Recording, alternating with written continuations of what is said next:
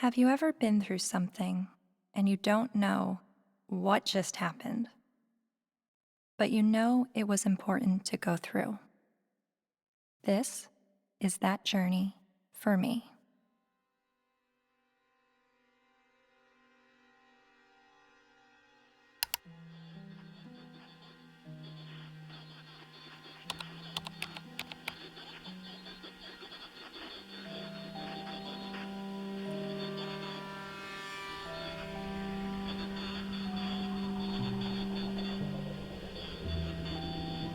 Misogynist rantings would be at home in the far-reaching internet subculture widely described as the men's rights movement, a toxic distillation of the worst aspects of American sexism.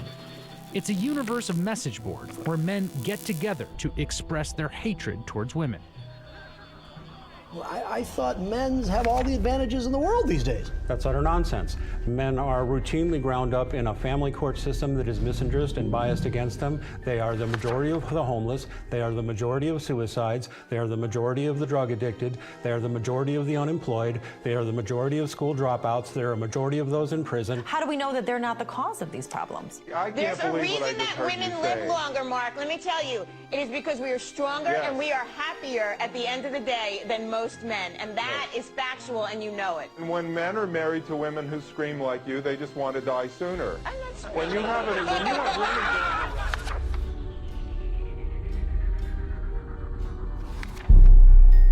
A Voice for Men, an online hub for men's rights activists, and they were founded by a man named Paul Elam.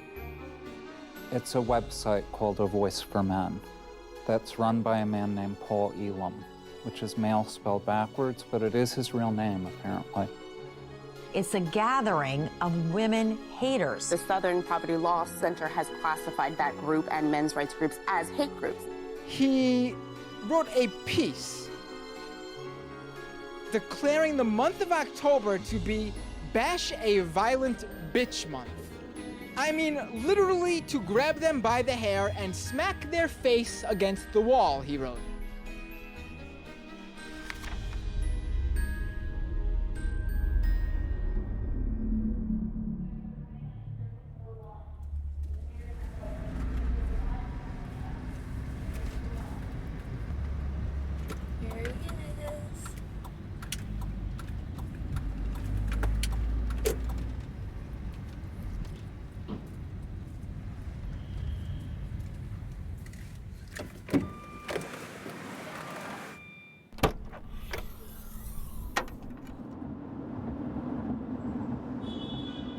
You may be wondering why I'm sitting in a car with notorious men's rights activist Paul Elam. That's a valid question. And to answer it, I need to start at the beginning of how I became a feminist. I was a quiet kid preferring to observe from afar. My mom put me in theater classes when I was 8 years old to break me out of my shell, and I loved it. So much, to the point that I decided to move to Hollywood when I was 18 years old to become an actress. What I wasn't prepared for was to be pigeonholed as the blonde who always died. Billy?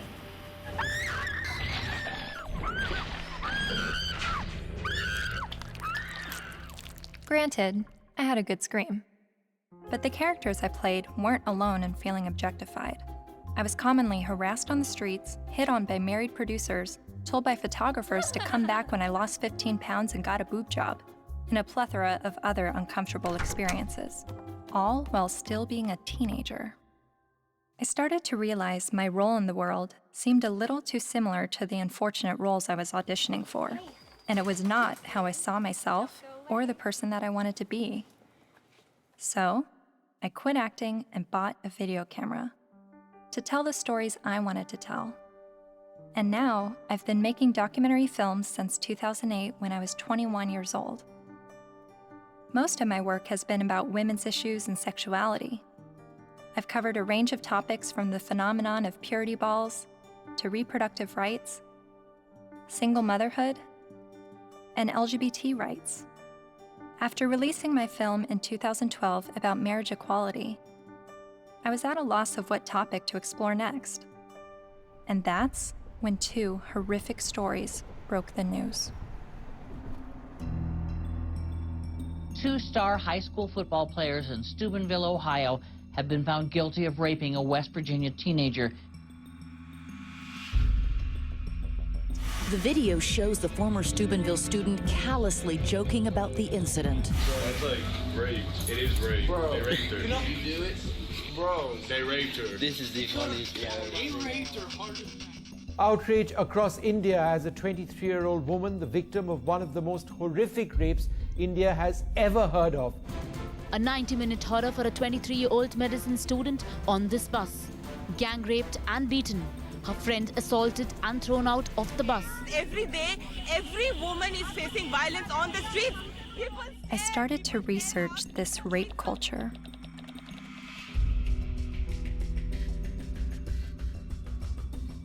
A website called A Voice for Men popped up. Paul Elam wrote about how women long to live out their rape fantasies, to be taken by a man she's never spoken to, let alone given consent to. As I read, I was asking myself, is this the rape apologist that I've been hearing about? The victim blamer who perpetuates rape culture?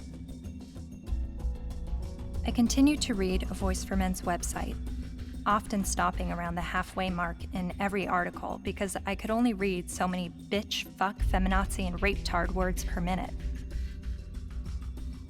But even still, I kept reading, and thinking, and reading some more. I was trying to understand how these, what I perceived to be women haters, could have so many followers.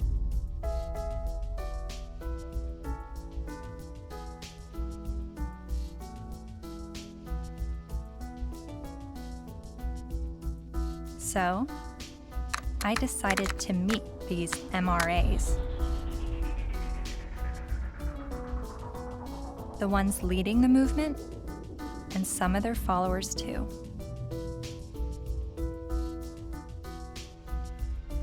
And this begins my journey down the rabbit hole.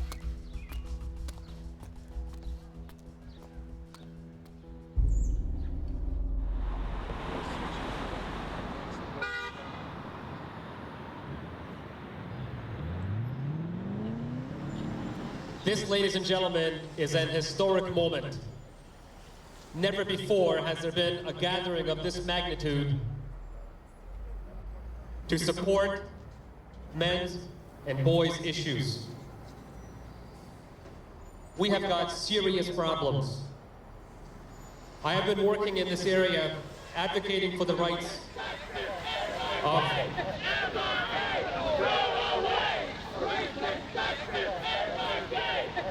and here we go. What you'll hear is that we hate women.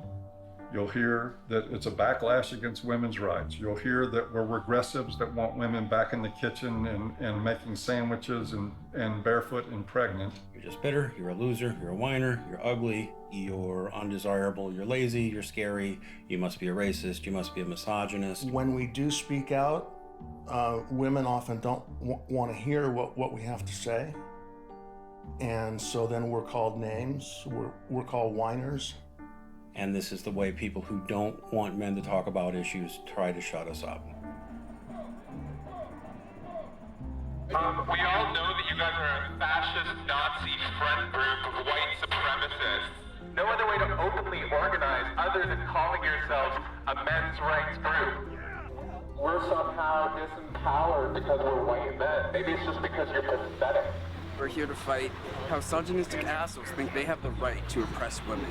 White men are starting to feel misplaced because women are sharing space. It's disgusting, and scroll the fuck up, and don't confuse suffrage with oppression. Everyone suffers, it's universal. I am a man, and I need feminism. And it is crystal clear that the problems for men and boys are real. I would like to turn the microphone over to Paul Elam of A Voice for Men for some words.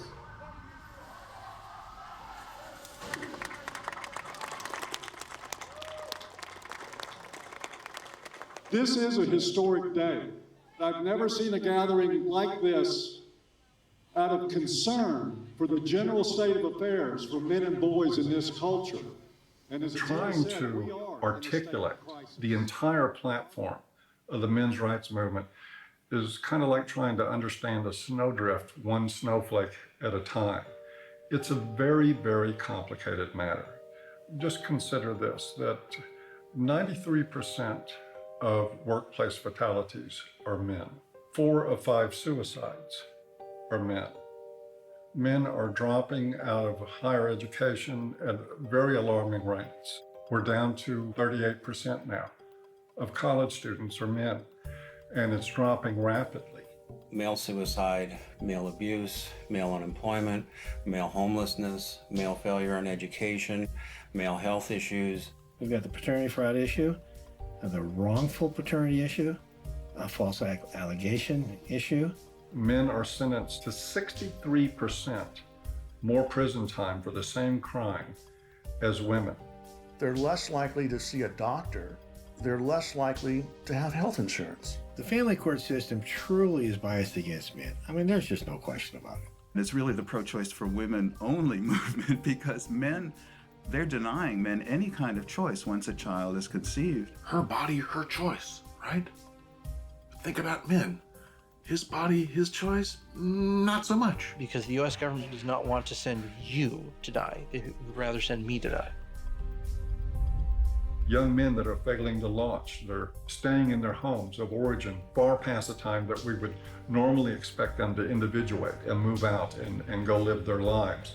We have video game addiction, we have pornography addiction, we have the abuse of young boys with drugs like Ritalin to manage their behavior. Almost all victims of autism spectrum disorders are boys. Boys are most likely to be homeless, most likely to get cancer, most likely to die young and of every major cause, most likely to be arrested, prosecuted, imprisoned, and even executed while being completely innocent. It doesn't matter what their race is, it doesn't matter what their ethnicity is, it doesn't matter what their religious or non-religious views are, it doesn't matter if they're gay or straight. Men and boys are in crisis, and they need your help and they need your support, because they are human beings too. And you will not shame me or anybody here into silence about it anymore. But if you start to talk about those issues and address them in terms of how they affect men and boys as a group, people get hostile about it. The idea is that men have all the rights, they've always had the power. But if that's true, why can't men talk about their problems? And that's what really got me interested in this to begin with. Shortly after I began filming men's rights activists, I realized my own views were being challenged. I kept a video diary throughout filming, and I've decided to share some of those diaries with you.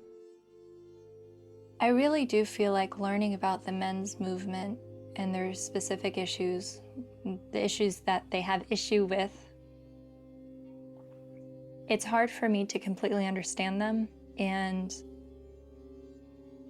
just automatically feel welcome in that space of talking about these issues, because at least with feminism, whenever I heard about the issues that feminists were fighting against, I always felt like I had something to draw from and experience to be on board with that. And that's always been why I've been drawn to the feminist movement, is because a lot of what they spoke about I had personal experiences with, and with the men's movement I have very little personal experiences with the issues that they talk about.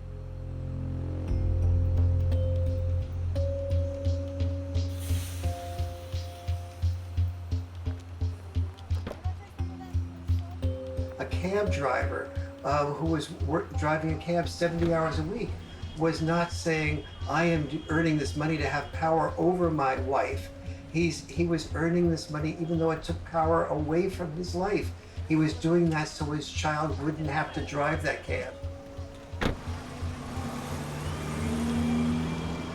garbage collector does not get up at 3 or 4 in the morning in rain and sleet and snow and get out to do the garbage so he can have more power over his wife. That's power he's losing over his life in order to make his contribution, his sacrifice, his way of loving. And this has been translated into the culture of, you make more money than women do, you must therefore have more power. Meet Warren Farrell, best-selling author and self-styled social anthropologist, leading an assault on our traditional thinking about men. I asked my girlfriend at the time to buy me as a gift, I think it was for Christmas or for my birthday, Warren Farrell's book, The Myth of Male Power, which she did. And it just changed my whole life. And his premise was, while women are often seen as sex objects, men are often seen as success objects. And this resonated with me. He wrote this book that questioned our notions of power, of who had power and where it was. And it questioned the roles of men, but not the way feminists had always questioned gender roles. Every society that survived based on its ability to train its sons to be disposable.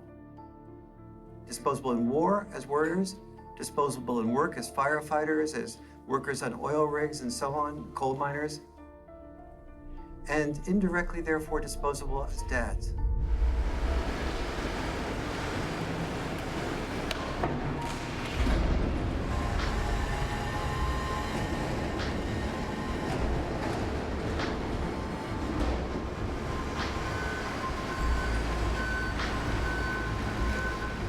What happens in men's life when they're raised that they're worthless unless they're a provider, that they must work, even if they have to take on extremely dangerous work, they must get this done or they're useless as men? That is very, very powerful stuff.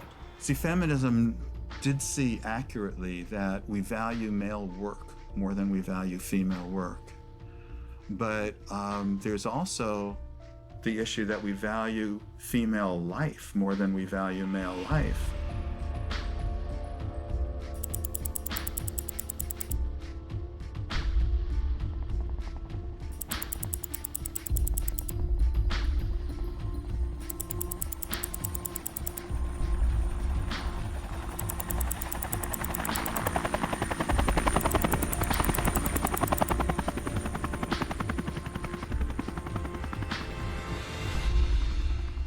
Even when that plane went down in New York City a few years ago, and that, the pilot was a hero for the way he landed it and saved everybody. Word arrived over the citywide fire frequency that a commercial jetliner was in the water with 155 people on board. Then, over the next few minutes, the doors opened, life vests were inflated, and women and children first, everyone got off that plane.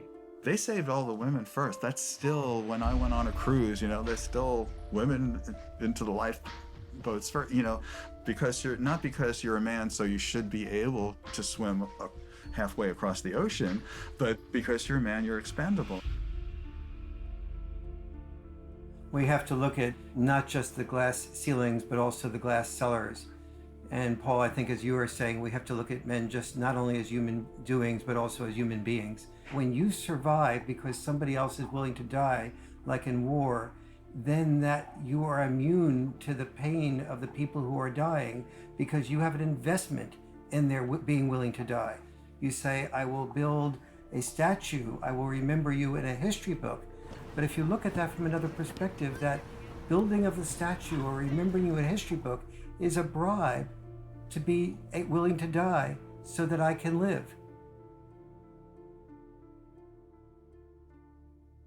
But both sexes, in the area where they are rejected, tend to turn what rejects them into an object. So the area where men...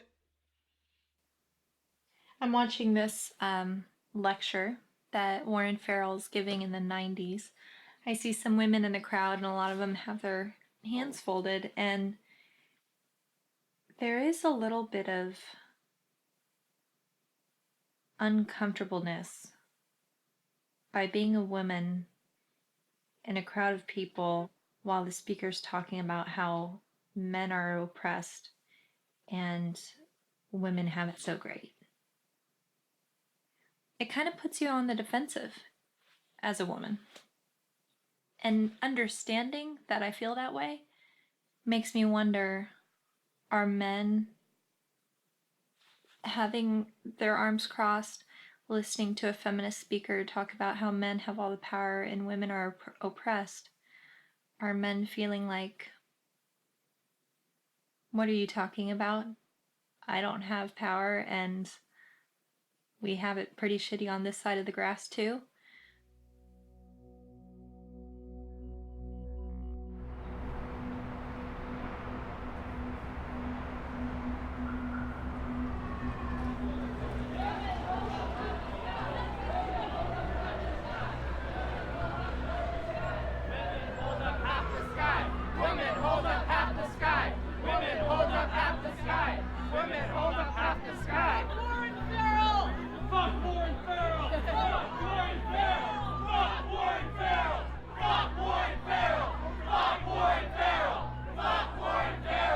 In 2012, Dr. Warren Farrell was speaking on behalf of men's issues at the University of Toronto in Canada. A feminist group protested the event. Be fucking ashamed of yourself. You're fucking scum. You are fucking scum. Fucking rape apologist, incest supporting, woman hating, fucking scum. Is there someone else I can wait to see my phone? Fucking scum. Yeah, just another. I just want to listen to someone else's opinion. I'm not even on a side here. I just listen to as many people as I can. You know what though? Why would you pay money to fucking support a fucking rape apologist if you weren't fucking one? I never heard him say anything that was. Well, it's fucking scum. Who do you serve? Who do you protect? Who do you serve? Who do you protect? You're fucking scum. Fuck you. Raise your side of me. All cops are bastards. ACAB. Real fucking guys.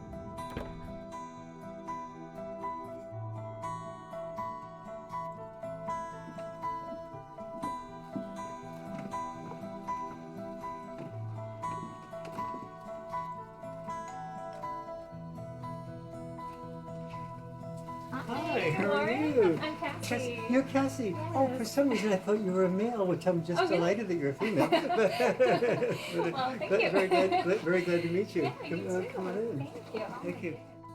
But Farrell wasn't always so attentive to men. In fact, for years he focused almost exclusively on women's issues, rubbing shoulders with feminist leaders like Gloria Steinem. And he's still a card-carrying member of the National Organization for Women. I believe that women cannot hear what men do not say. And he's got a lot to say to both men and women in his provocative new book, The Myth of Male Power. I was making a very significant amount of money speaking around the world on behalf of women's issues alone. I went through a period of forming men's groups.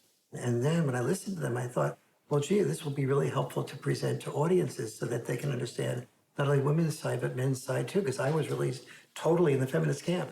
And immediately I saw my standing ovations drop. I started hearing that there was people saying, don't invite him there, to speak with us. And pretty soon I had, very few college and university speaking engagements.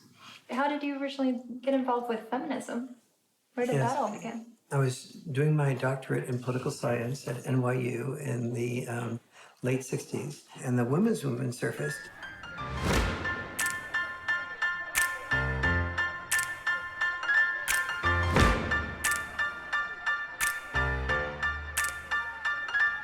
And I started to say, this is the most exciting thing I've ever heard, because I'd heard of civil rights, gay rights, But suddenly, women were saying, I don't want to be confined to just being a homemaker or a secretary.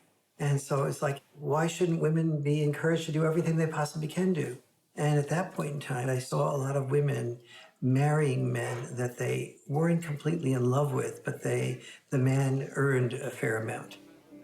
And so I thought, that's just a form of prostitution extended over a lifetime. How depressed that must make a woman. And it's not going to be good for a man either. He never knows whether he's loved for who he is or loved for what he has. And he's afraid to give up producing because he's afraid to lose love. And so women who were successful to me appeared to be women who would free men from having to be all, wrapped up in just being the only breadwinner and supporting 1, 2, 3, 4, 5 people, which, it's one thing to support yourself. When you're supporting 5 people, you don't have the freedom to question your boss because you're supporting 5 people. The first issue of feminism was to say, just because I'm a woman, maybe I don't want to spend my life raising children. Don't force me into that role against my will. So they looked at men and said, well, you're not forced to raise children. You don't have any issue. But for men, the traditional sex role was not raising children. For us, the traditional sex role was to be a provider, a protector, and to initiate relationships. Each of us has traditional sex roles. Don't force us to carry out those traditional sex roles.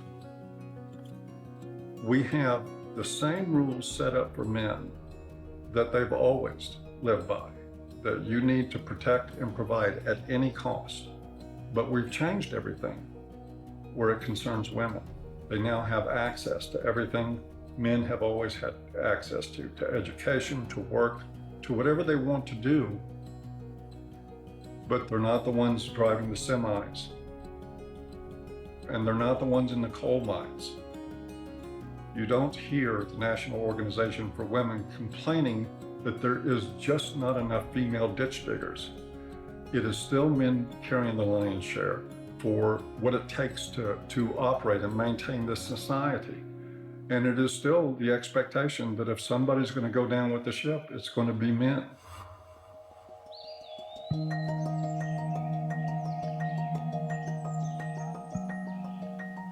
Flexibility in roles is where we should be all headed. Any men's rights activist that I would support the portions of the women's movement that is encouraging women to have more flexibility in roles. So where do the men's movement and feminism disagree? Well, only on the fundamental belief that the women's movement says men are the oppressors, that we are involved in a patriarchal world in which men invented the rules to benefit men at the expense of women. But don't we live in a patriarchy? When most of the world's nations still have never had a female leader.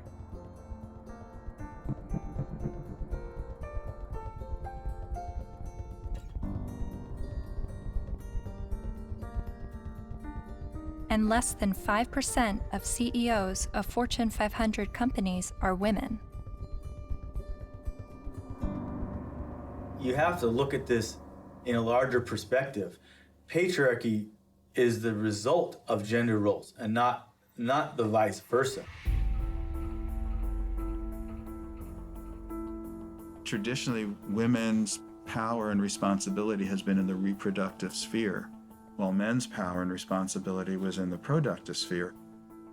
You have to reproduce to continue the species, and you have to produce to feed people so that they can reproduce. So, it's like they work together.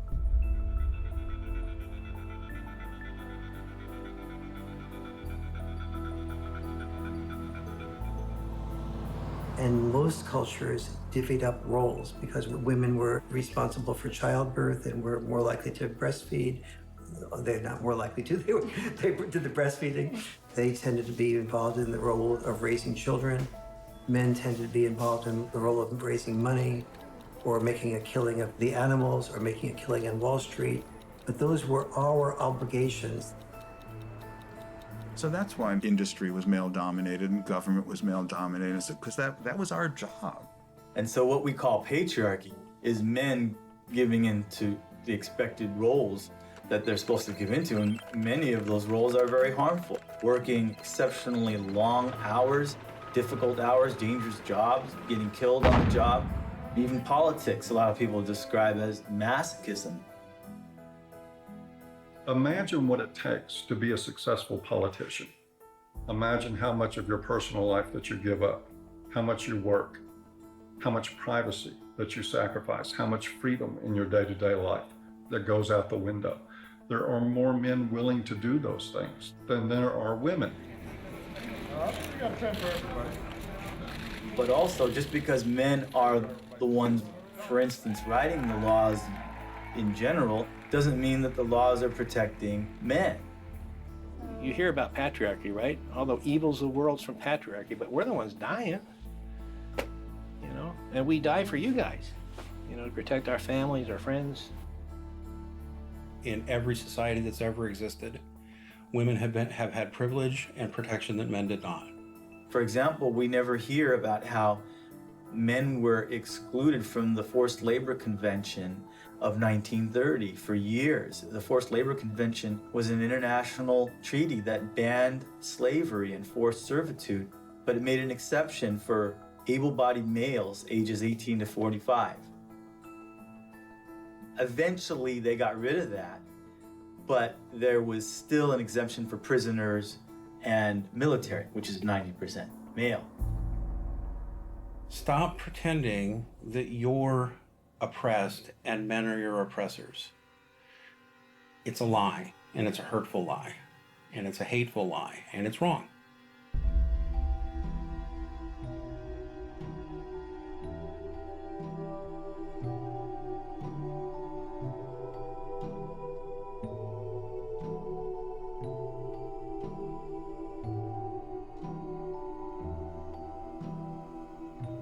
You talk a lot about the red pill in A Voice for Men. What is the red pill? Oh, it's sort of a cultural slogan. It comes from the movie The Matrix, where the character Neo is given the choice between a red pill and a blue pill. You take the red pill, you stay in Wonderland, and I show you how deep the rabbit hole goes.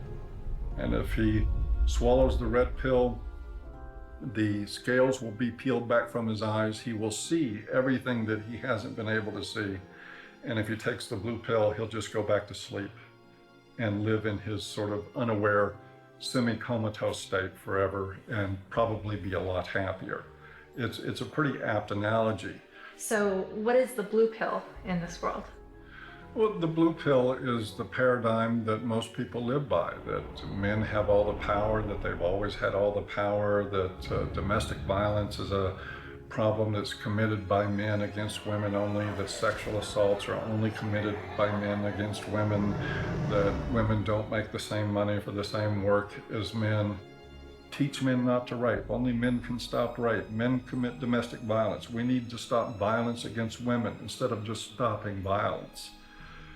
That is feminist training. The MRAs say that we live in a blue pill world where women are victims, men are perpetrators, and it's all a lie. And that we're brainwashed to believe this, and that it's not true, and that men are slaves in this world, and women are... I don't think women are necessarily the puppet masters, but I think they're saying that women have the easy way out, and men are, they're given medals and statues and written in the history books to justify them dying and being slaves to work or being used to progress societies.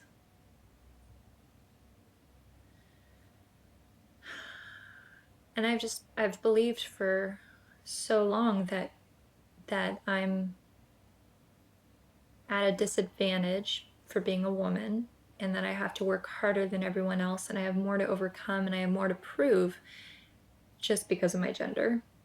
But the MRAs are saying that this is all a lie, and that guys are actually the ones that are disadvantaged and discriminated against. And actually, the more I learn from them, the more I think thank God I wasn't born a guy. Because I don't think that the expectations on men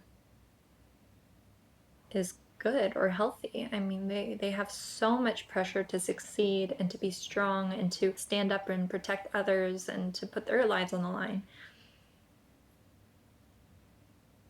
I don't think I would want that responsibility.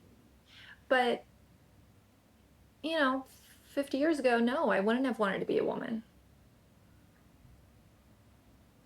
But now, I mean, maybe just it's right now that the tides are changing and women are have the better deal. Well, no, I don't know.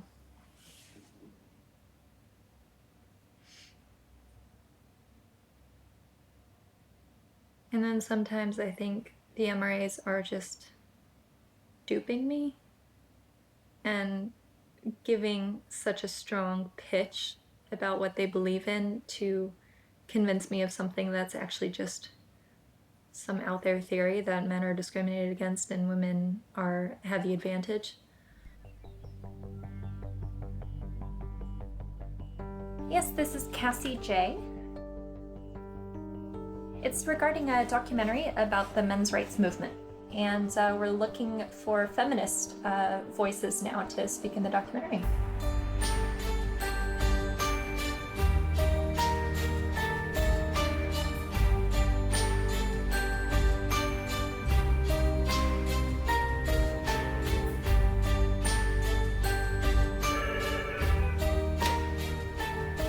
Feminist majority. Yeah, hold on just 1 second.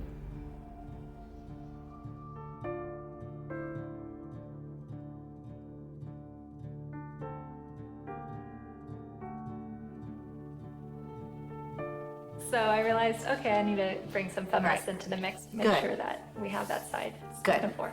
I was researching rape culture, and so that's how I stumbled across a website called avoiceformen.com. So some of the people that we've already interviewed on the MRA side is Paul Elam with A Voice for Men. Yeah. Are you familiar with him? Oh, I'm familiar with them. I've never met them. Yeah. Obviously, they spent a significant amount of time and energy denouncing me, so I figured I might as well have a look at what they say. Yeah, really, the men's rights movement is part of the backlash. The backlash? To feminism.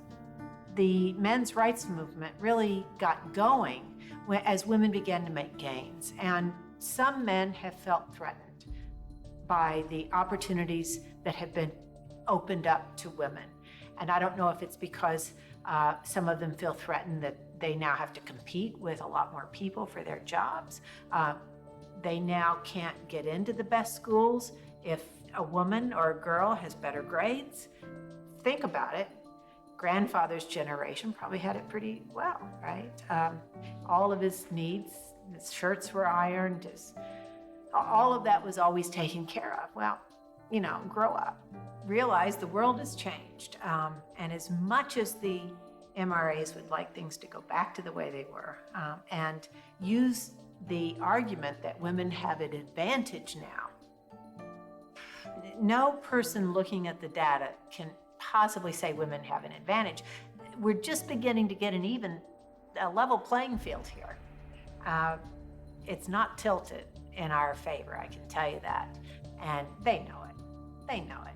But it's the constant distortion of the data. It's the spinning of a situation to make it look like women are somehow getting ahead, getting an advantage they don't deserve.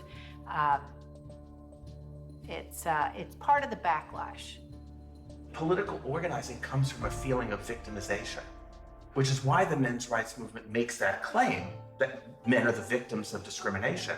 But it doesn't have much traction because, you know, you look around and it's hard to see it. We don't have movements called, you know, straight liberation. You know, the question I would pose rhetorically is the men's rights movement really the gender version of the white nationalist movement? Because there are plenty of white people who say that they are the victims of reverse discrimination. So of course it's not going to have very much traction. You can't really organize the people who are superordinate.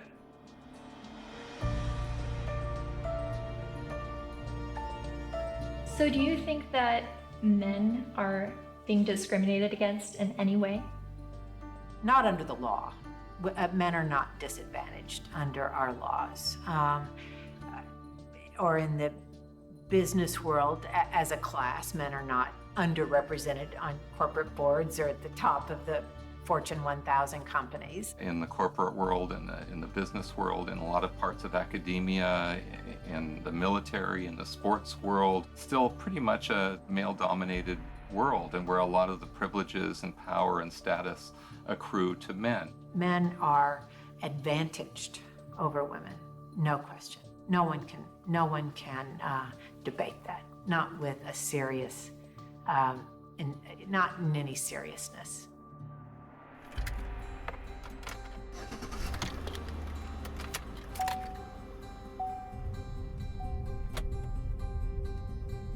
I was a math major as an undergraduate, and one of the fundamental things about geometry is the distance from point A to point B equals the distance from point B to point A.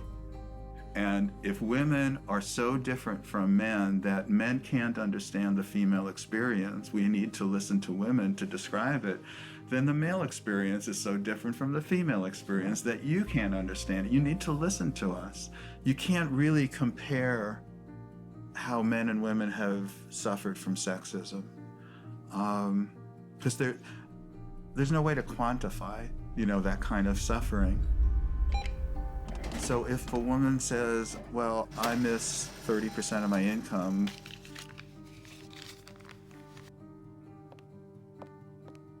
more than you miss 6 years of life,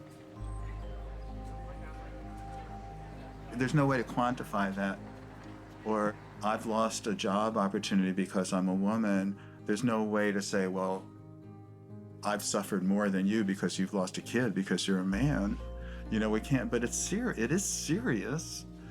And at least if you're denied a job because you're a woman, at least you can go to another company and apply for a job, But you can't, when you lose your kid, like you can't say, well, okay, I'll get custody of that kid, I'll try for that one.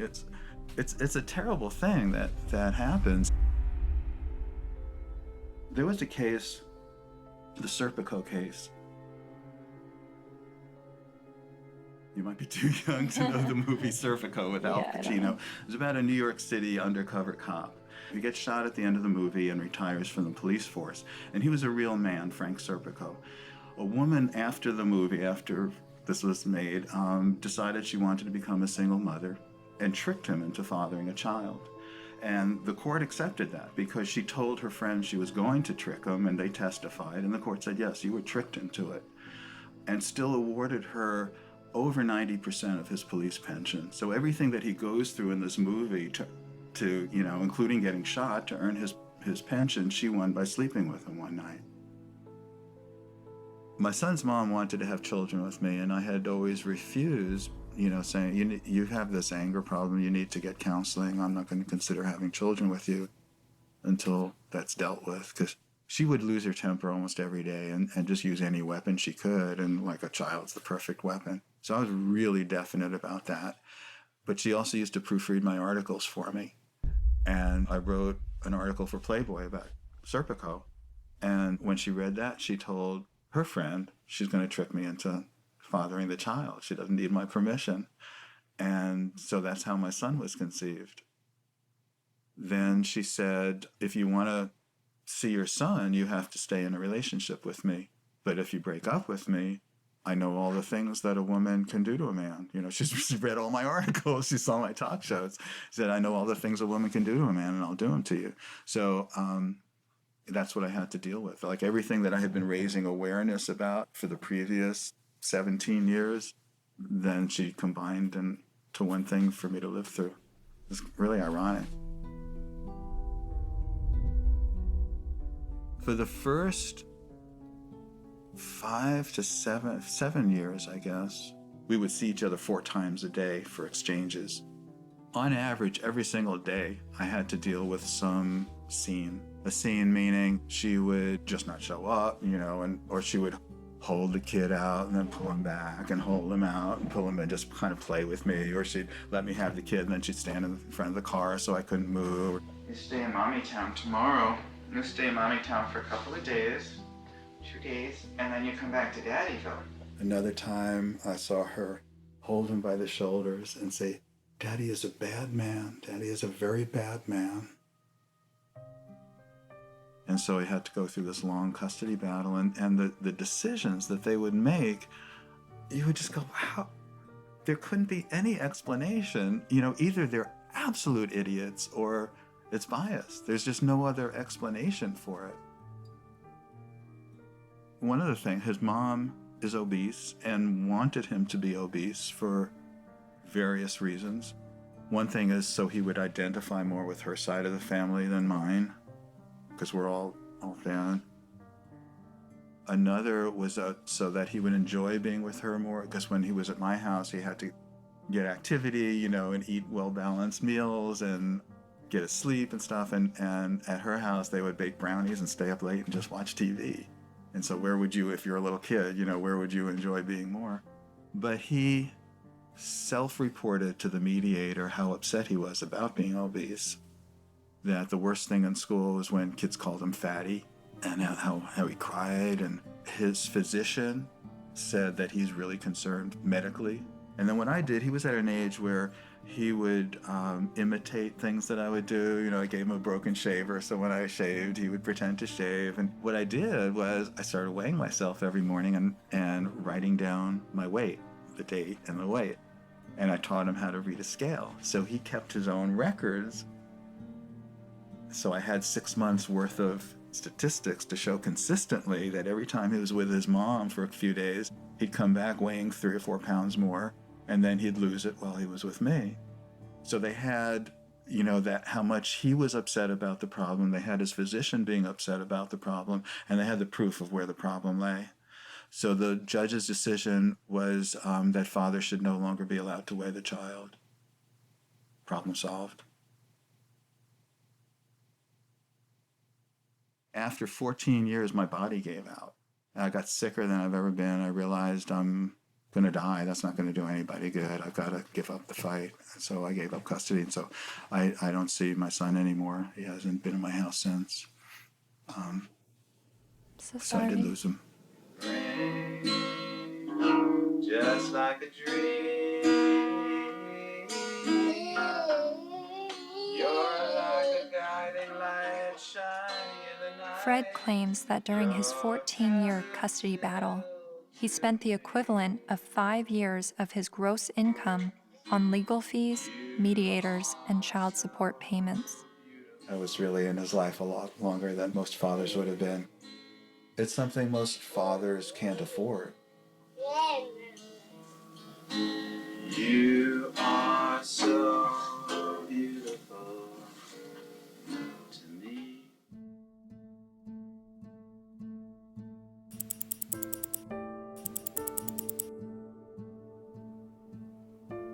We generally know that fathers don't get as good a deal in family court, and we don't really complain about it until it happens to us. And even then, a lot of men don't.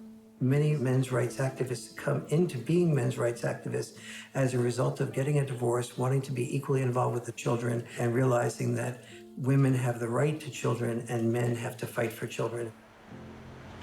When your family courts run on the supposition that mothers are more fit to be custodial parents and that fathers are more fit to provide a check every month and to become what we like to call Uncle Daddy, where they visit their children. To me, that's one of the greatest obscenities in the world, the idea of visiting your own children, where you get to see them for 2 hours on Wednesday night, and you get to have them for X amount of hours every other weekend, and you have no say in how they're brought up.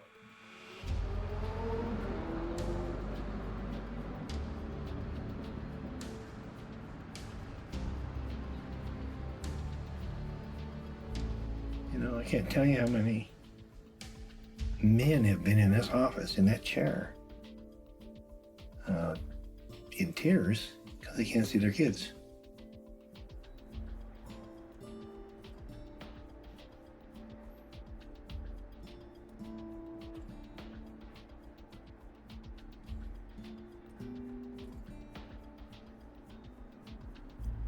some of this stuff ends up in horrific consequences. Like this gentleman here, that's his little son. They found him dead. Not the son, but the young man. In the desert with a bullet in his head. The day before the family court, where it became known that he was going to get to see his little guy even less. And of course, he'd been falsely accused one time after another. It had destroyed his life. It had bankrupted him. It had driven him into debt. It had caused him to miss work. He was about ready to lose his job. He was in the end of his rope, so he just decided to end it. The unfairness in the family courts, the unfairness in the way child support is so often structured, it's commonplace and it's everywhere. And the more you start to become conscious of it, the more you realize that it's there.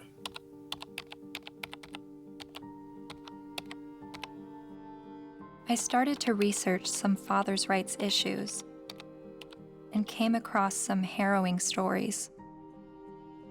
Like this man in South Carolina who found out his only daughter was adopted away by the mother without his knowledge or consent. His daughter was with an adoptive family in California, so he began his fight to get his daughter back. Adoption is for children without families, not children with a willing and capable family. And this man in Colorado who lost his daughter when the mother left the state to give birth in Utah, where he wouldn't have legal rights to his child. He fought for 4 years in court and finally won visitation rights. Only visitation. I can't explain the emotion, the happiness. There's this hard fight and what this means to me. And then there's this heartbreaking story. The 20-year-old father never left her side until he was forced to give her to adoptive parents this week after Kaylee's mother decided to put her up for adoption. In order to keep Kaylee, Colby needed to file paternity action, an affidavit, and a commencement notice with Utah's Vital Records a day before the mother signed the adoption papers relinquishing her rights. But in Colby's case, the mother only gave him a few hours' notice of what she was going to do. I would like her back. Men in the men's movement are not upset about having to be fathers. They're upset because they're not allowed to be fathers. That guy blows his head out, blows his brains out because of family court? And people don't think there's something wrong with that? And we just open the doors tomorrow for business as usual, and that's okay?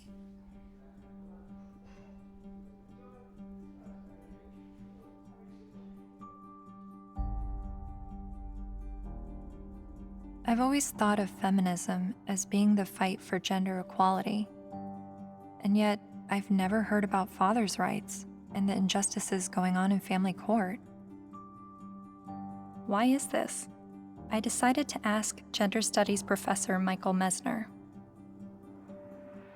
Well, I'll just say I don't think it's, I don't think that a lot of their assumptions are correct to start with. There's no doubt that there have been some men who get just screwed by court decisions and custody cases. But I think when you look at the broader patterns, it's still the case that in intact heterosexual families with kids, women are still doing the vast majority of the housework and childcare, and there's a lot of sort of father absence, lack of participation by fathers, some of whom I think then after divorce happens end up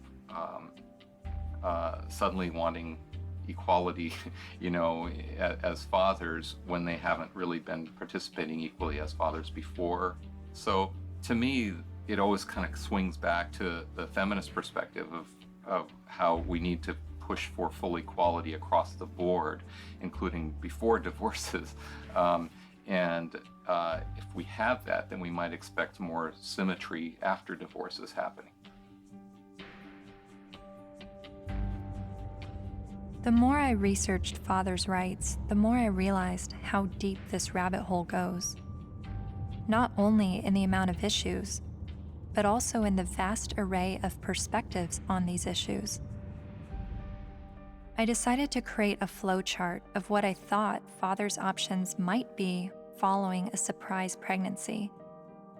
I then put a green line for the paths that I thought would be good turnouts for the father, and I put red lines for the paths that seemed to not be good for the father. Then I created a flowchart for women's options, and did the same with green and red lines. And as I stepped back, I saw all the red lines for the women's options if she does not want the child. But something dawned on me. Of every path the biological father could go down, he's at the mercy of the woman's sole discretion. Although women have very difficult choices to make, she at least has the choice. But for biological fathers, they have no say over their parental destiny.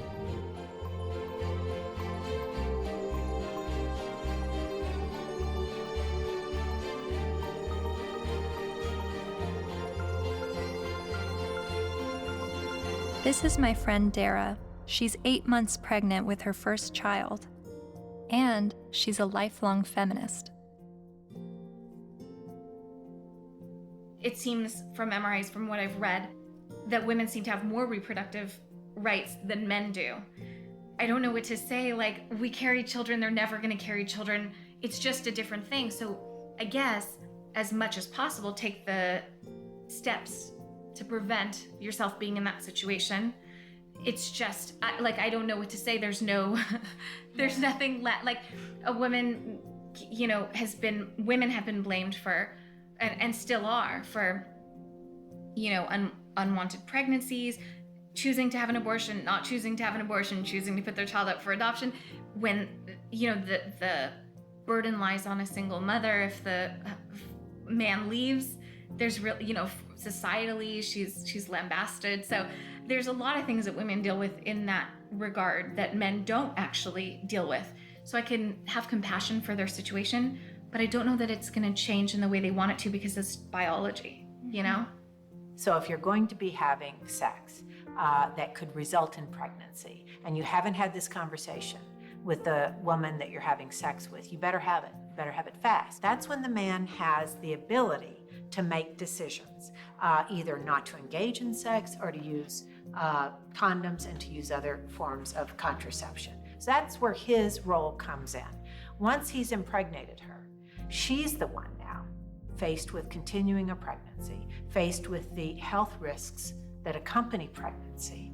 So his rights have to be exercised early, but once she's pregnant, all decisions must be hers, because ultimately she is the most impacted. There's just no question, and she ultimately has the responsibility for that child.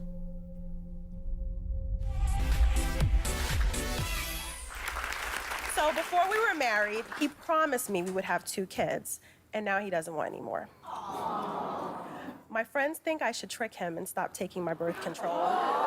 Men have never been in control of our bodies. We're the ones in control. Clap if you think that she should trick him. My people. Up next, everybody. So it sounds like men's reproductive rights are limited to the choice of whether or not to have sex and the choice of whether or not to use protection. But what if he's tricked into fatherhood? Or what if he's not even the father? What does paternity fraud look like? It's ugly.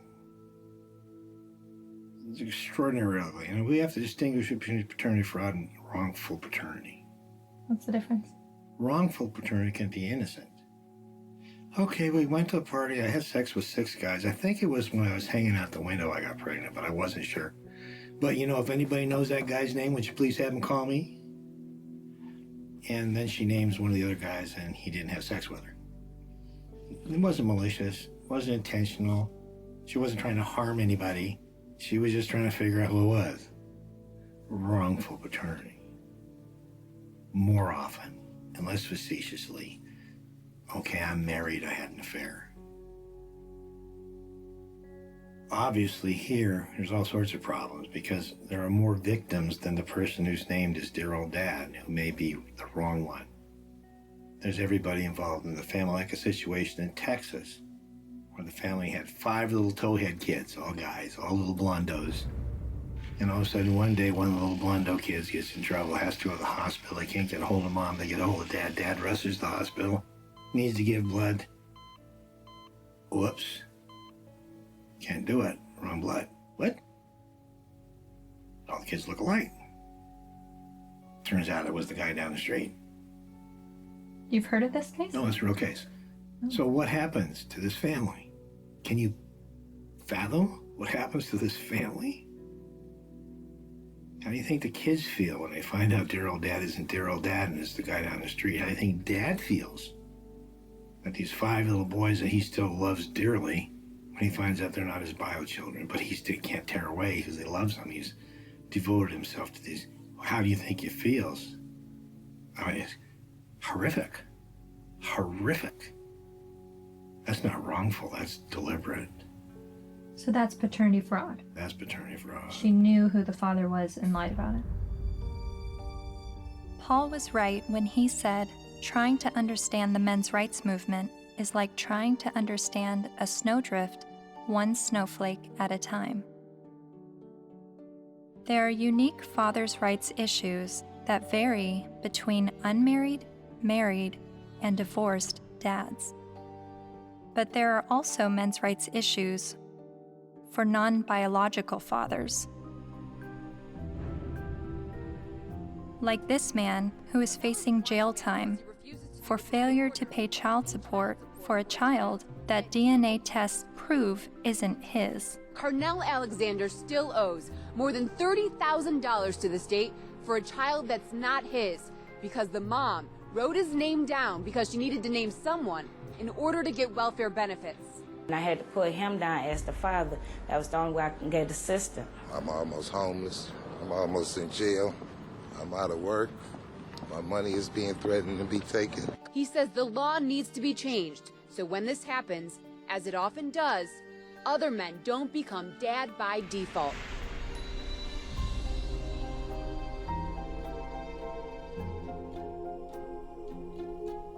A lot of times people wonder about MRIs, why are you guys so angry? And my answer to that is, why aren't you? How can anybody look at this and not be angered by it? And the only answer to that I've ever been able to come up with is that people aren't angry because they don't see men as human beings.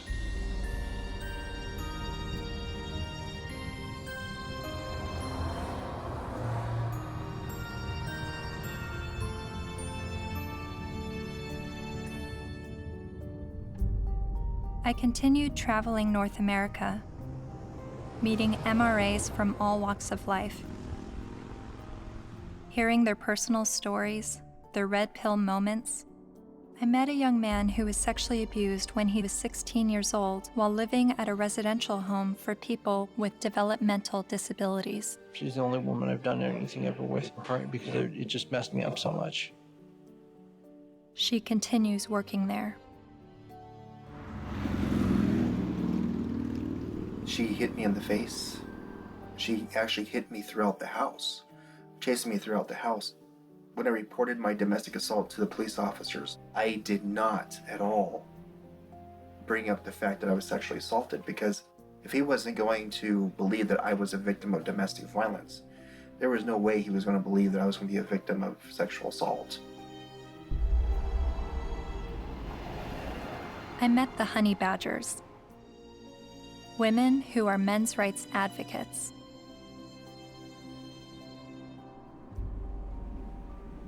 And then there was a 15-year-old boy, there was a 35-year-old woman, and then later on she came out of jail and she was able to collect child support from this boy that she raped. Yeah. After getting out of jail. So there's lack of fairness for men in the court systems. When police officers would show up to domestic violence case, there was often men were just taken away without asking what even happened. It's just presumed that men are the criminals. I was assaulted several times, and I never got any help. I went to the police still bleeding a couple of times. And one police officer said, I'll never forget this. He said, if she starts hitting you again, you better get out of there fast, because if she just breaks a fingernail trying to hit you, we'll arrest you. I mean, I can't tell you at this point how many guys I've talked to who are like, yeah, you know, she stabbed me and they put me in jail. Not only are there endless studies that show women are just as violent as men are, when I would talk about it, invariably, men would start coming out of the woodwork with stories. Stories they were afraid to tell, stories that they got laughed at for, stories that they got blamed for. It's hideous. This is not flattering to men, to talk about men's vulnerabilities. No. To talk about the ways that they are not strong and that they are, well, weak. And to be honest about it, it's not flattering. A solution for both genders is that we need to be able to recognize how men are vulnerable, and we need to be able to recognize how women are actors. Because we have a huge blind spot, especially when women do bad things.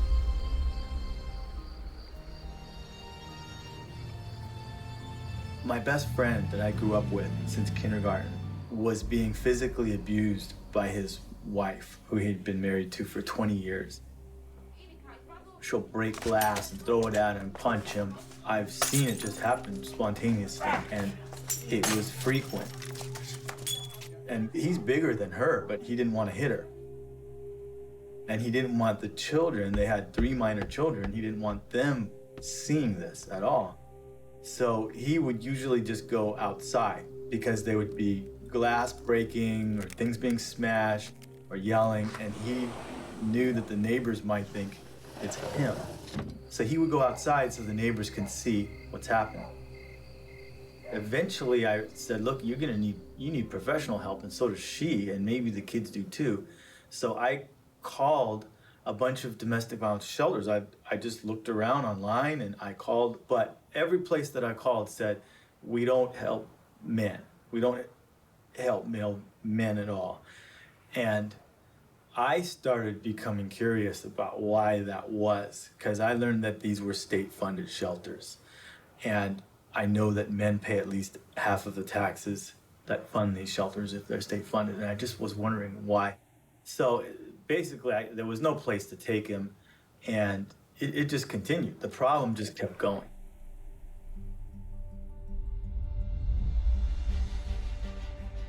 In the United States, there are over 2,000 domestic violence shelters. All of them serve female victims, and nearly all of them turn away male victims. In fact, as of 2016, there's only a single domestic violence shelter for men. My initial reaction was that there needed to be thousands more women's shelters because that many more women are being battered.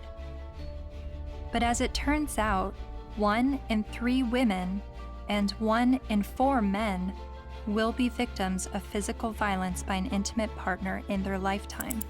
Sure, there's a slight majority of female victims, but how can that excuse denying men help? Couldn't this be considered gender discrimination?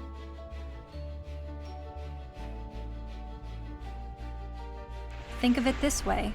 Roughly 78% of all suicides are men.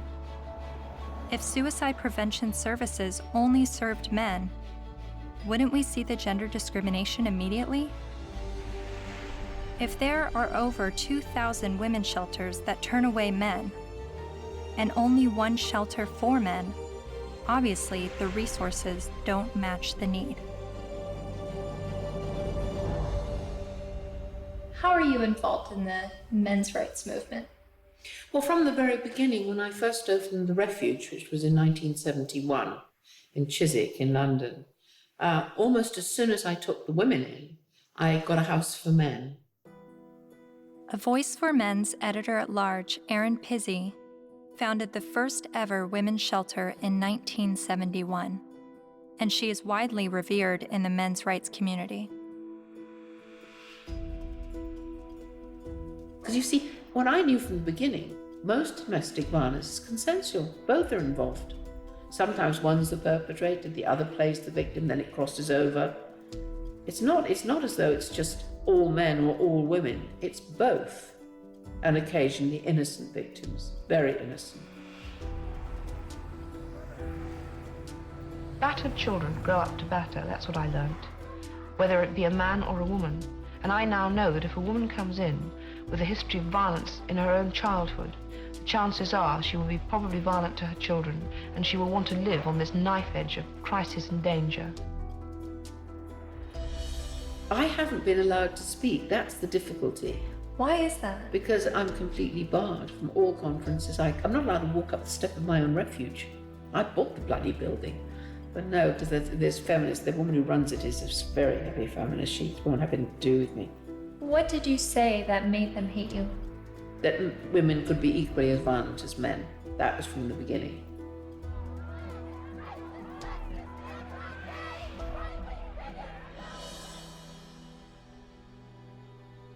Erin Pizzey says that 62 of the first 100 women to enter her refuge were just as violent as the men they left, and violent towards their children. But there's levels of violence, isn't there? I do not affect that I'm violent. Well, I'm violent. So am I. You know, I'm very violent. Well, verbally, and you know, I could quite easily hit somebody. You know, very, very easily. And I've had an argument. But the feminists I've met have an entirely different take on domestic violence.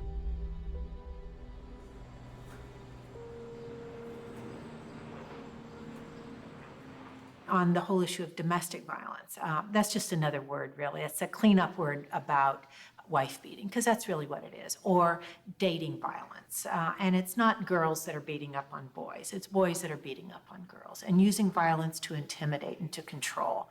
And we have very few what's called domestic violence shelters, which are places that women can leave their home with their children and get a new start, get out of the violence. But there are not nearly enough of them. We need more funding and more resources, because it is a tremendous disadvantage for women and girls.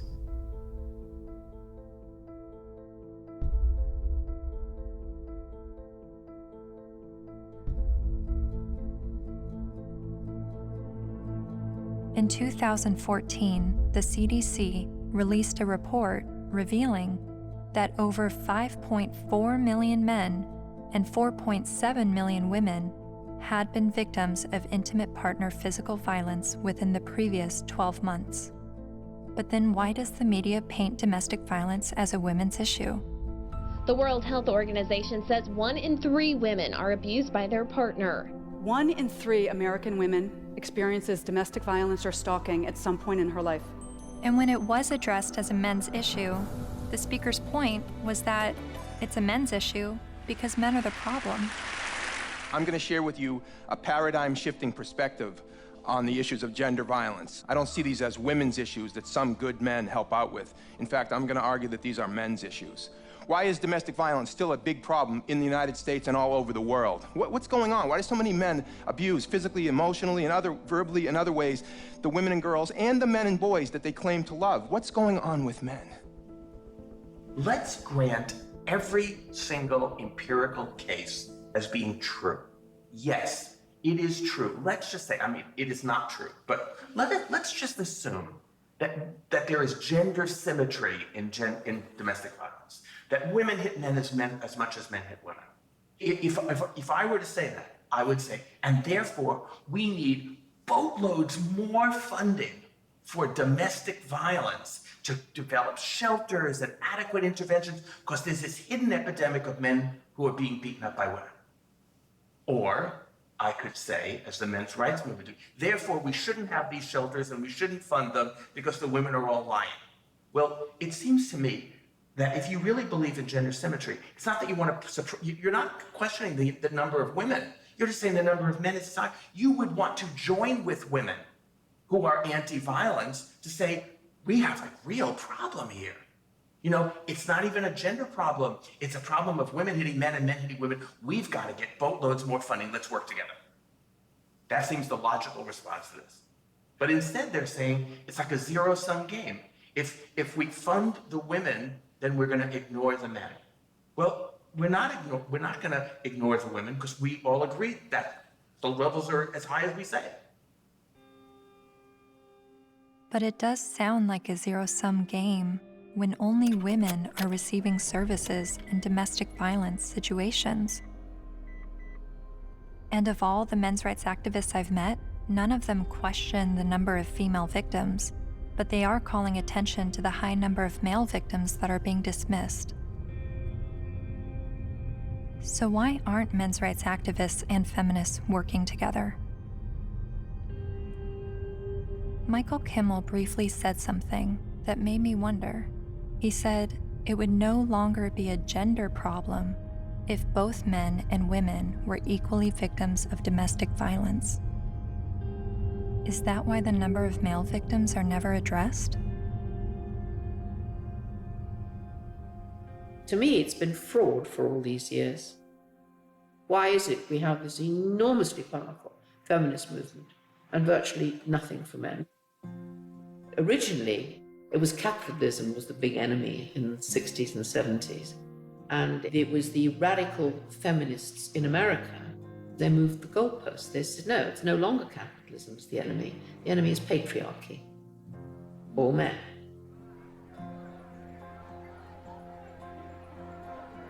And that's how the women's movement began. And it was enormously successful. The new mood in the refuges was going to be that no men could work in refuges and can't today. They can't sit on the boards. And boys over 9 or possibly 12 can't go into refuges, or you call them shelters. Their mothers have to make other arrangements for them, which I find shocking. And it ring-fenced money. I think that that particular time when the feminist movement were desperate for funding because they'd run out of publicity, and they were desperate for funding and they needed a just cause. And unfortunately, it fell into their laps. It's an enormous industry. I mean, violence against women, they get something like, well, it's $1 billion and over a year. And an awful lot of that goes on really supposedly rehabilitating men, but essentially punishing them with something that's called the Duluth model. Duluth Power and Control Wheel. You guys know about that? No. I'll give you a copy. In 1977, I think, a bunch of crazy women up in Duluth, Minnesota figured out they had the solution to domestic violence, and it was all about patriarchy and all about men. And it's the Duluth Power and Control Wheel, because men are all about power and control. Of course, not you ladies. You guys, you don't control anything. You have no power. You're just sweet and innocent little things. Okay. So when this power and control wheel is divided up in all these things, you know, about who does this and who does that and blah, blah, blah. Of course, it's all men.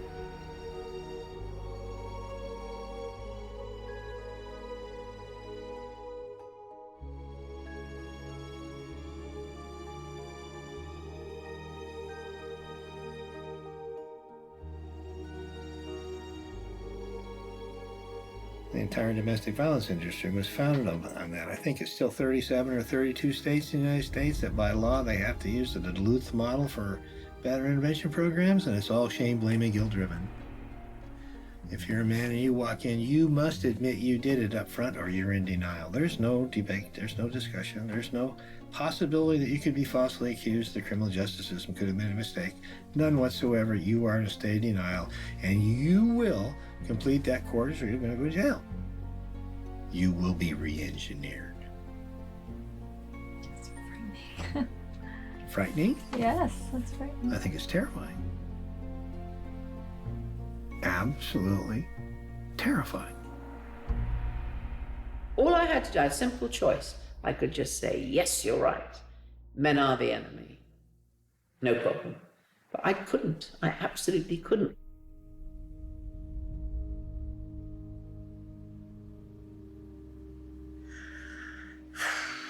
Just getting overwhelmed. Because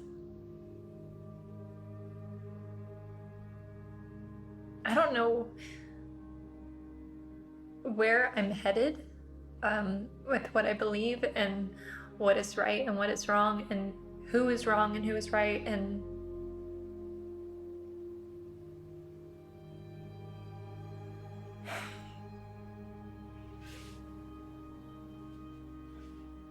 the truth is somewhere in the middle, and that's why I'm feeling frustrated, because I don't know where the truth is, and I don't know.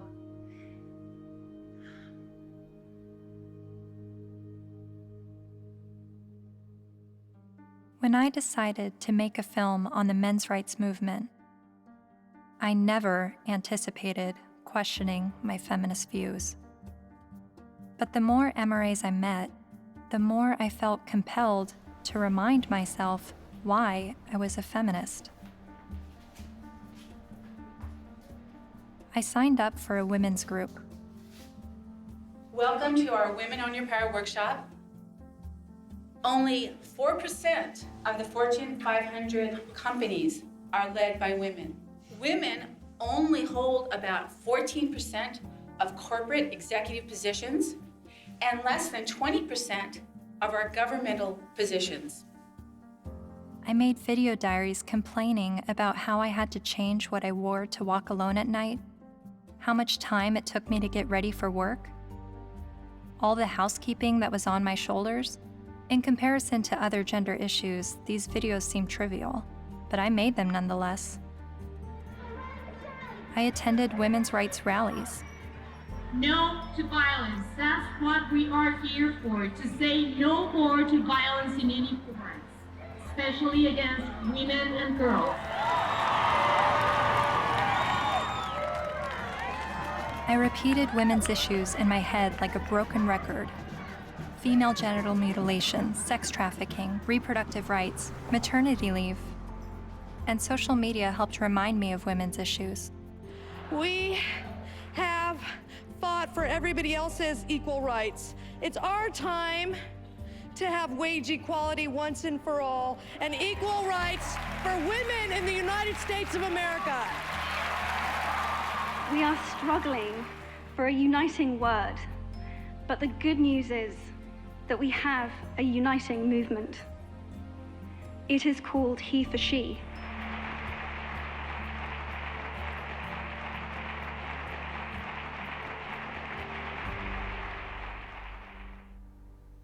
Whenever I hear the MRA's point of view about how difficult it is for them, I immediately go to, well, what about us? What is it like for us? And then I get on the defensive and want to make sure that women's struggles are also heard.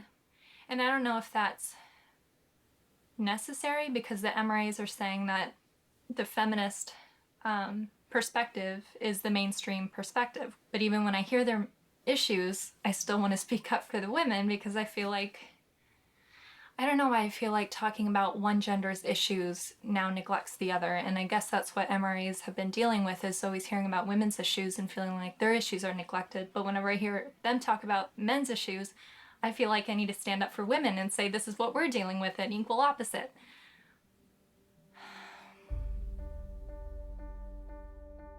I met with men's rights activist Karen Straughan late one night in a noisy bar. She became well known for her YouTube videos talking about male disposability and other men's rights issues. And she's a honey badger. Part of what I do and what I research and what I think about is the reason psychologically why feminism seems to be such a comfortable, warm blanket emotionally for so many people, men and women alike. And it's so comfortable that it will make them not see things that are right in front of their face. Look at Boko Haram.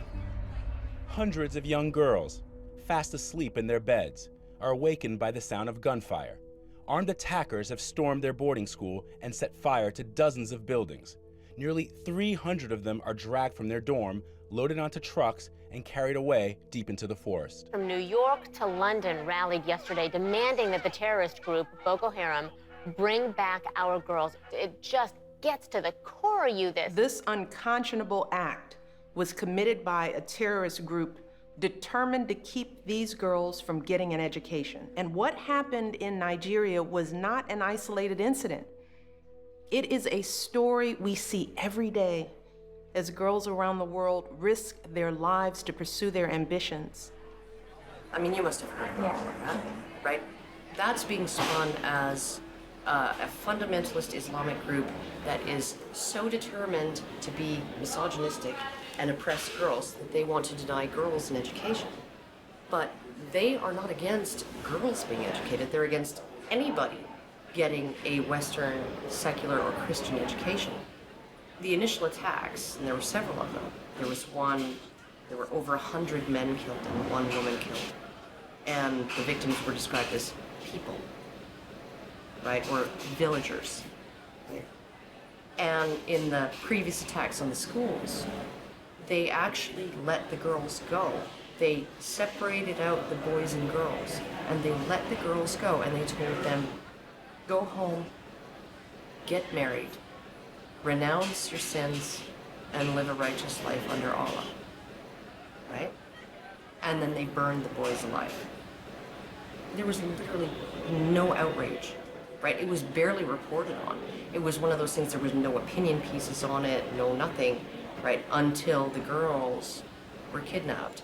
And look at it this way, because we played right into their hands, because they want attention, right? And they weren't getting any attention from the Western media when they were just slaughtering boys, right? They want attention. And what do? They kidnap girls and sell them into marriage or slavery, right?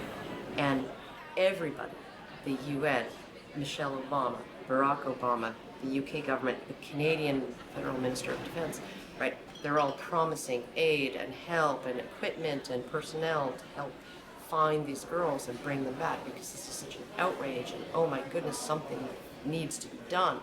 Well, maybe if, like last year, maybe if we did something then, all of these girls would be safe in their dorms right now, right? But we didn't. And the reason why they kidnapped those girls is because we didn't do anything. We didn't pay attention. And they want attention, right? And they know that attacking girls or women is going to get them attention. What are we going to do? Start a campaign, bring back our boys. Oh wait, they're dead. Never mind, right?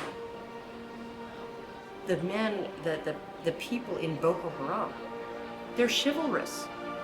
If those girls were boys, they wouldn't be getting education. They'd be dead. They wouldn't be sold into slavery with the hope of escape. They'd be dead. Boko Haram has been fighting for Islamic rule in Nigeria since 2002. Its members have killed hundreds of people.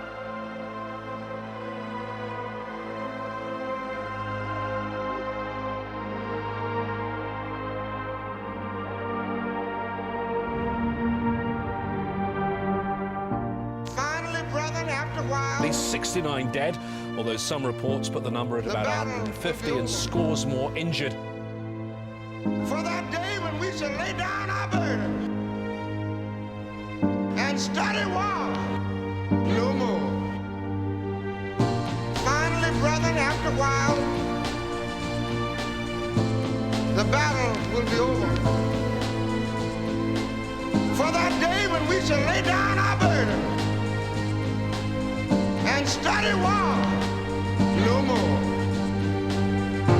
Finally, brethren, after a while, the battle will be over. For that day when we shall lay down our burdens and study war no more. Finally, brethren, after a while, the battle will be over. For that day when we shall lay down our burdens and study war no more. Finally, brethren, after a while, the battle will be over.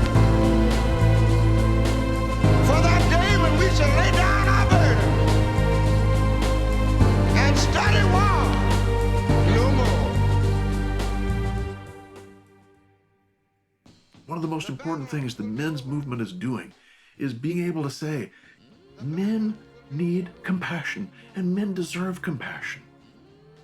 And to have that happen, I'm not expecting it in my lifetime. It's an ocean of pain out there. This stuff we're talking about has been going on for so long.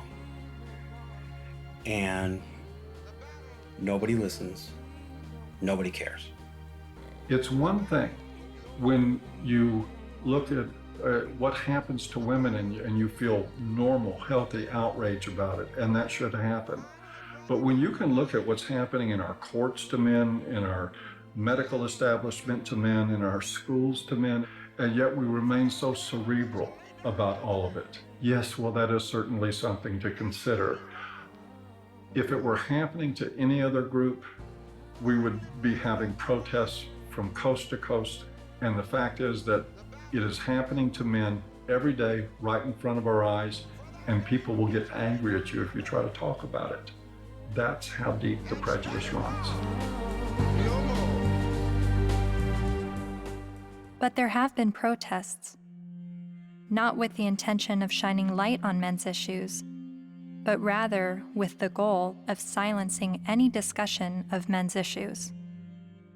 Like at Ottawa University, when Professor Janice Fiamengo attempted to give a lecture that questioned the feminist narrative.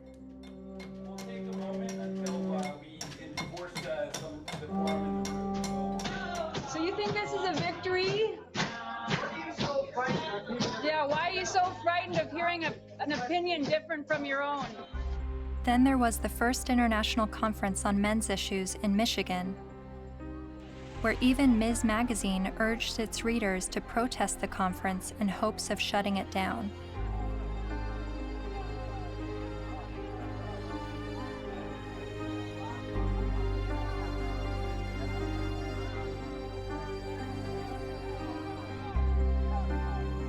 But perhaps the most well-known protest of a pro-men's rights event happened in April 2013 at the University of Toronto, when the Canadian Association for Equality hosted a discussion titled From Misogyny and Misandry to Intersexual Dialogue.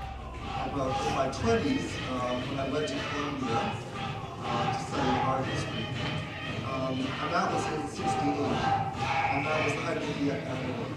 And so suddenly I was confronted with the direct possibility of being drafted for that. And I discussed that with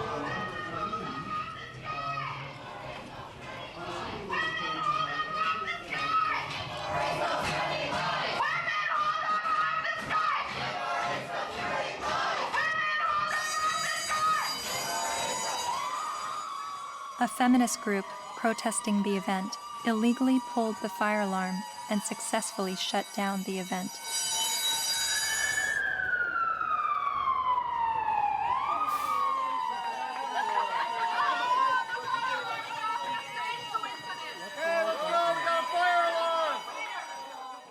Once outside the lecture hall, feminist protesters and men's rights activists got to speak face to face. So, number one, shut the fuck up for a second. Feminists do not want you to lose custody of your children. The assumption that women are naturally better caregivers is part of patriarchy. Feminists do not like commercials in which bumbling dads mess up the laundry and competent wives have to bustle in and fix it. The assumption that women... This is a list of the things that we're working towards. Now, if you would shut the fuck up for the 50th billionth time, these are things we agree on, actually. These are things that we're agreeing on. And these are things that you've actually all got skewed fucking views on. You think that feminists are trying to take away your fucking rights, but as a matter of fact, what we're trying to do is we're actually trying to work on the same things that you're working on, but except the fact that you're just too busy hating women. You can't fucking see that we're trying to work on those same situations. Are you conflating feminism, which is an ideology, with women, which is a demographic of societies?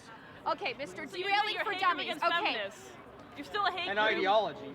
Yes. I also hate a lot of other isms. So you admit, though, racism, sexism. Oh, bullshit. You hate sexism, but you're an MRA. Okay, no, point taken. We win. You obviously have Sorry. read our literature. Okay.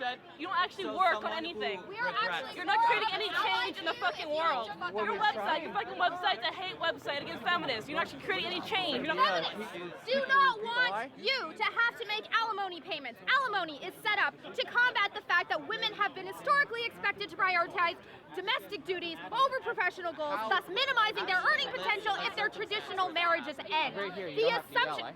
I'm reading, fuckface. I'm letting everybody else hear it, okay? It's not just for you, Mr. Entitled. The assumption that wives should... Why do you think the men's rights movement is at odds with feminism? What has created that clash and that war between each other? Well, one, feminism has spent the last 50 years demonizing men, which is sort of one of the problems. Feminist scholars have characterized men as inherently violent, inherently bad, inherently predatory, inherently oppressive. They have postulated that masculinity is a disease. Feminists aren't the only problem. The problems didn't start with feminism. So when I start criticizing feminism, I want you to know you're just part of the problem. They're just part of the problem. You calling men oppressors and women oppressed demonizes men, and I believe diminishes women at the same time. It's a way of telling men to shut up. It's a way of telling men that their experiences don't matter. You tell a man he's privileged, therefore anything he's gone through or anything he has to say doesn't matter. His lived experiences don't matter because he's privileged. So, how old were you when you started calling yourself a feminist? Or how many years ago? It was probably about 3 years ago, I guess you can say. I'm relatively new. Yeah, but I'm pretty loud, so silence only helps the oppressor, not the oppressed. A lot of MRAs say that feminism doesn't fight for the rights of men. What would you say to that? Cry me a river. Really, because feminism is a movement about the discrepancies when it comes to women's equality, because we're still not there yet. You know, so don't even start with that whole, oh, but you don't think about the men's issue. Well, then, you know what? Start your own goddamn movement, which they have, but maybe make it a little more about legitimate issues like custody and alimony and things that you think are unequal, which all stem from patriarchy, not from, oh my God, feminists are trying to take away our kids. No, dipshit. That's not what we're trying to do. We're not trying to do that. I mean, if they look at the root causes of why, for example, you know, women get custody more often than men do, women are supposed to be the mothers. They're supposed to be the natural born caregivers. So obviously, duh, you has a vagina, so obviously you're gonna be able to take care of the kitties. That's really what it is. It all stems from sexism against women. It's just the oppression dialectic needs to go. It's so hard to convince people to look at men's rights activism and support it without first allowing them to at least escape the stranglehold that feminism has on their minds. I do believe it is dogma. It's zealotry. There are good people in the feminist movement. There are not good people in the radical feminist movement.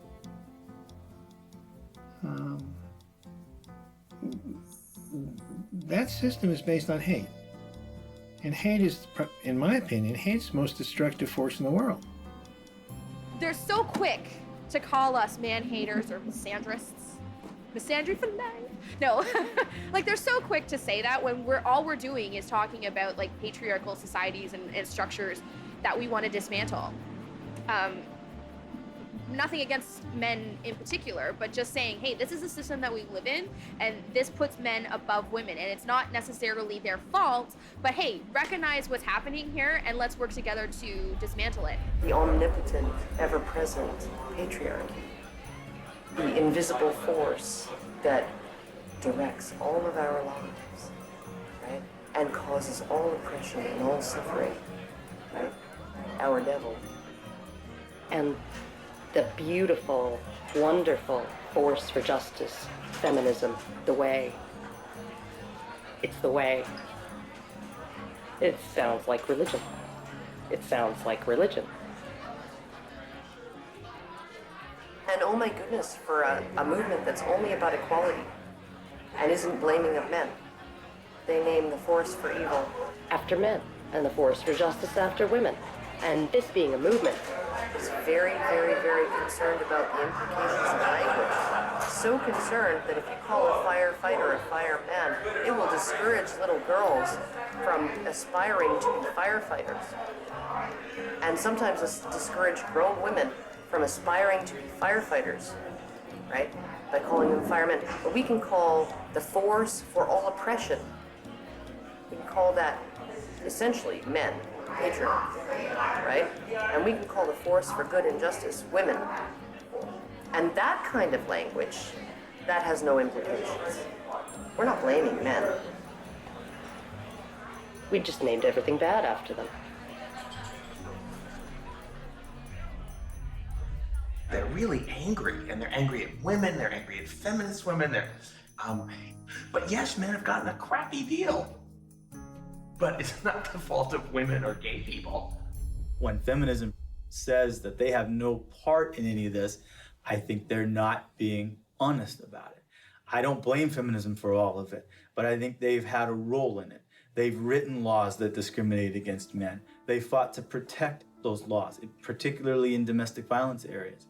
And for many, many years, second wave feminism would go through the statutes and change everything that was gender specific to something gender neutral, unless it was something that benefited women, like the domestic violence laws. They didn't change those. Other types of areas like fathers in prison, there's statutes that specifically give mothers certain benefits that fathers in prison don't have.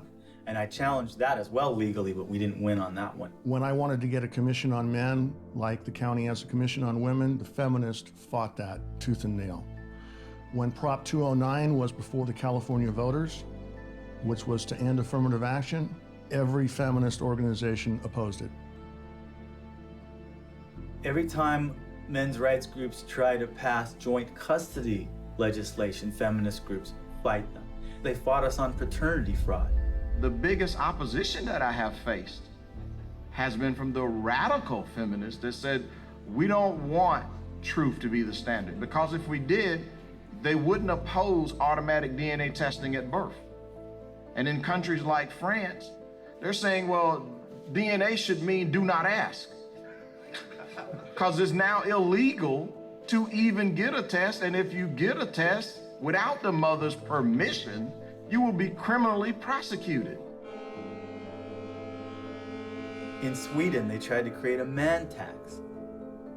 In India, the men's rights movement is trying to get the rape laws to include male victims, and the feminist groups apparently are fighting that.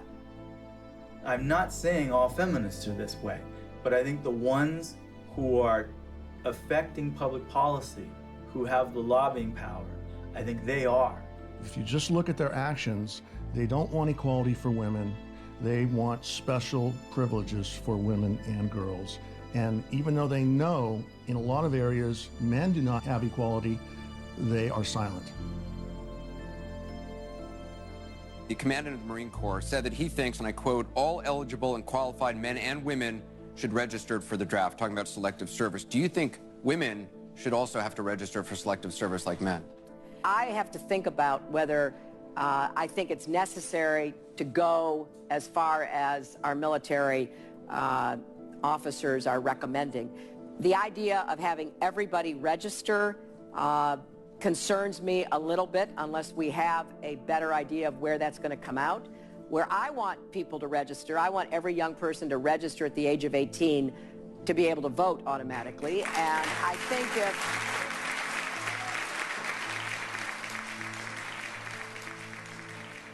what's the motivation? People don't ask, what's the motivation? Do we need a men's rights movement? No, we need common sense. You know, but if there's going to be this women's movement, and this is the movement that's going to do all these things, then maybe we need a counterbalance, something called a men's rights movement or a men's movement. And I hate to see either one of them. I think it's a shame. I think it's destructive.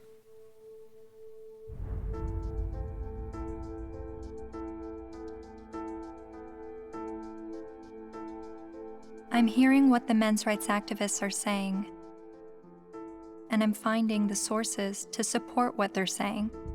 Men are just as likely to be victims of intimate partner physical violence. Men have little to no control over their parental destiny, especially when he's tricked into fatherhood or he's raising a child that he later finds out isn't his. The sentencing disparity between men and women is 6 times larger than the sentencing disparity between blacks and whites. So while a black man may be sentenced to 10% more prison time for the same crime as a white man, a man is sentenced to over 60% more prison time than a woman arrested for the same crime. Boys are falling behind in education. They are enrolling at lower rates and earning less college degrees. And while not all MRAs agree on the issue of infant male circumcision, most MRAs do believe it is a human rights violation. I spent months learning about infant male circumcision, but it only took me watching a 5-minute medical training video to convince me this is a barbaric practice that needs to stop. Okay, so first thing, make sure he's well restrained. To the foreskin, okay?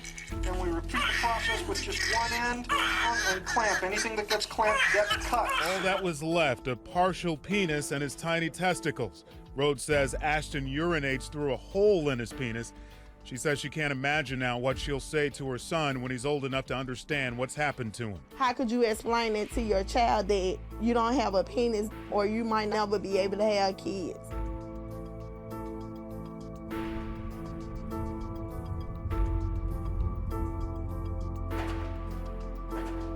Yes, men are the majority of workplace deaths and injuries, war deaths, suicides. They have a shorter life expectancy. Warren Farrell makes the argument that prostate cancer and breast cancer mortality rates are similar, but funding disproportionately supports breast cancer research and awareness over prostate cancer. The red pill is about looking at these issues in an honest way, even when it's uncomfortable. And these things are uncomfortable, but without the willingness to set aside the programming and to set aside the false beliefs about what power is and what women are and who women are. Part of what we do is a pretty serious critique of both sexes. It's brutal, but critiquing the sexes is a real valuable thing. Feminists don't want you to do it though, unless you're portraying women as victim and men as perpetrator. The red pill is about understanding that men and women, like everything else in life, it's a mixed bag. You've got victims and perpetrators on both sides of the fence. And that's all. It's real simple. It's just not easy.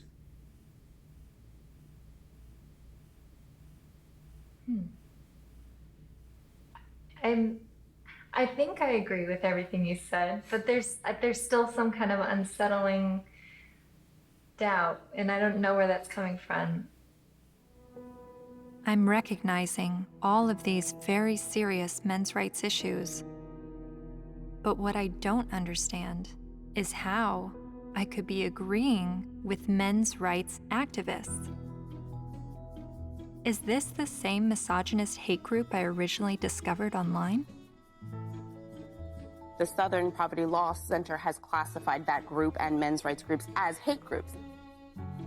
I looked into what I was hearing from feminists and the mass media about the men's rights movement. I've read a lot and I've heard a lot that the men's rights movement has been labeled a hate group by the Southern Poverty Law Center. Is that correct? That's not quite true. No, they got it wrong. No, this was somehow written up on some kind of anti-men's rights websites as us having listed them as hate groups and so on, and we didn't do.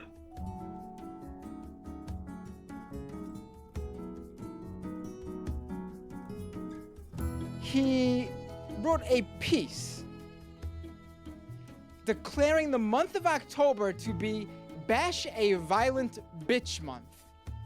Jesus. I mean literally to grab them by the hair and smack their face against the wall, he wrote.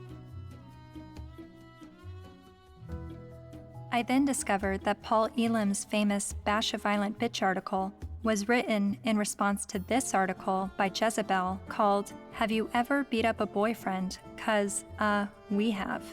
The article cited a study that revealed 70% of non-reciprocated violence was perpetuated by women. The author then went on to say that she conducted an informal survey at the office, and the gist of her findings was that many women had physically assaulted their man, and it was interpreted as either being funny or he was asking for it.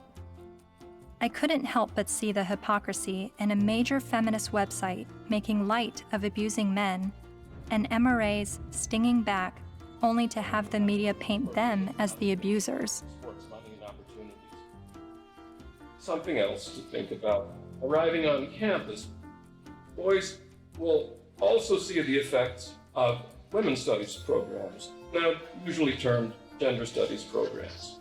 Make no mistake about it, however, they are still women's studies programs. I teach in the gender studies program at Wagner. There are about 900 such programs worldwide, and about 400 of them are in the States. By comparison to those 900 programs worldwide, there is one men's studies program. In 4 years, Center for Men and Masculinities is to be established at a state of New York university, the one in Stony Brook. It will be headed by Professor Michael Kimmel, a sociologist. Its advisors will include, probably among the advisors are funders as well, the actress and fitness expert Jane Fonda, Gloria Steinem, and Eve Ensler, the author of Vagina Monologues.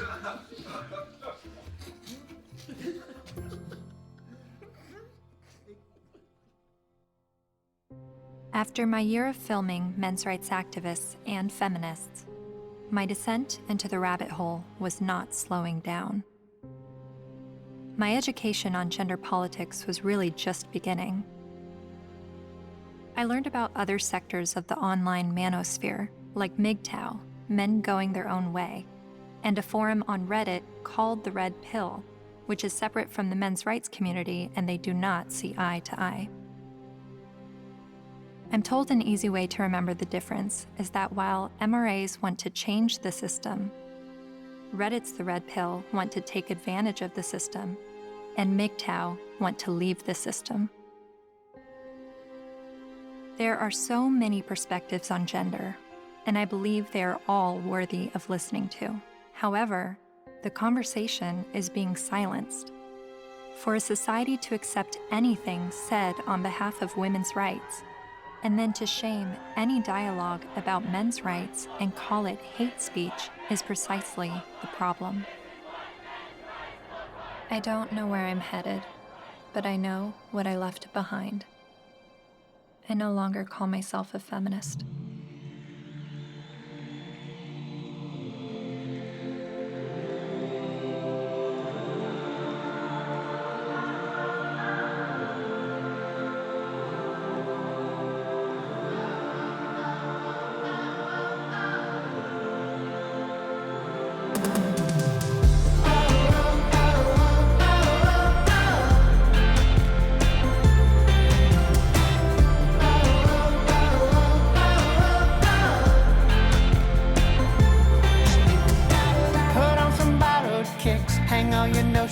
Up. It's never what it is. Wisdom is asking what. There is another side, down where the rabbit lives. My world will blow your mind. Just have a look at it.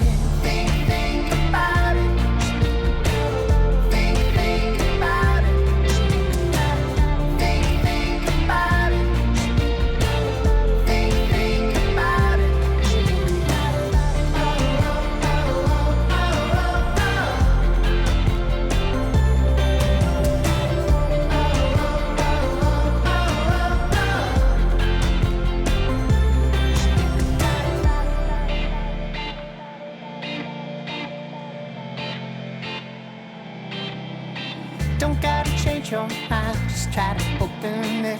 let you use my eyes, see what I'm dealing with. People with different stories, divided by different categories and reasons why. The smart speak, the wise they listen.